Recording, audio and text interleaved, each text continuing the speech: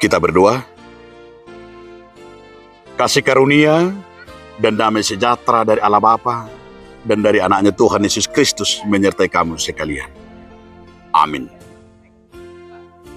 Saudaraku dalam nama Tuhan Yesus Kristus, sebelum kita melakukan aktivitas kita, mari kita mendengarkan firman Tuhan yang tertulis dalam kitab Yohanes pasal 17 ayat 22 sampai ayat 23. Dan aku telah memberikan kepada mereka kemuliaan yang Engkau berikan kepadaku, supaya mereka menjadi satu sama seperti kita adalah satu. Aku di dalam mereka dan Engkau di dalam aku, agar mereka sempurna menjadi satu, agar dunia tahu bahwa Engkau yang telah mengutus aku, bahwa Engkau mengasihi mereka sama seperti Engkau mengasihi aku. Nungahulehon tu nasida hasangapon na nilamitu au, asasada nasida songon hatar sada ni roha. Aku na di bagasan nasida ho di bagasan aku asasun dengan hasada nasida. Gabi di boto portibion o marsuru aku, jala holong roham di nasida songon holong ni roham di aku. Demikian firman Tuhan. Saudaraku dalam nama Tuhan Yesus Kristus, judul renungan kita menjadi satu.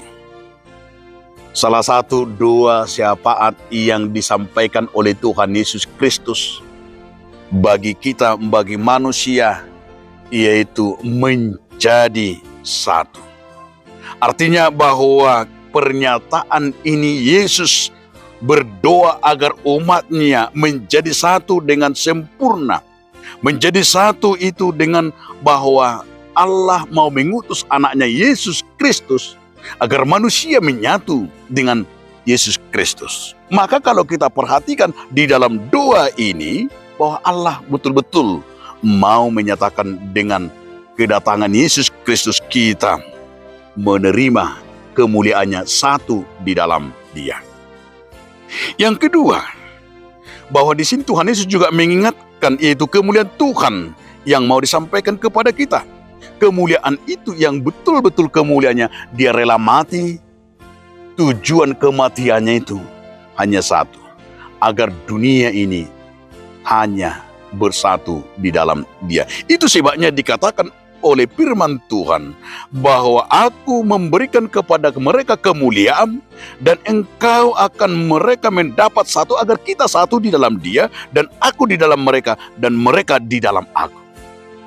Jadi tujuannya jelas. Artinya orang yang hidup di dalam Tuhan, dia menjadi satu di dalam kemuliaannya. Orang yang tinggal di dalam firman-Nya, dia bersatu di dalam Tuhan. Itu yang Tuhan inginkan dari kita. Berarti tidak terpisahkan. Sama seperti bahwa pohon dengan rantingnya yang tidak terpisahkan akan dapat berbuah yang banyak. Demikian juga kita, anak-anak Tuhan, bagaimana kita bersatu di dalam Dia, sehingga kita dengan pokoknya dan rantingnya dapat berbuah karena satu di dalam Kristus. Oleh karena itu, saudara-saudaraku, marilah kita tinggal di dalam firman-Nya, agar dapat berbuah yang banyak jika kita satu di dalam Kristus. Amin.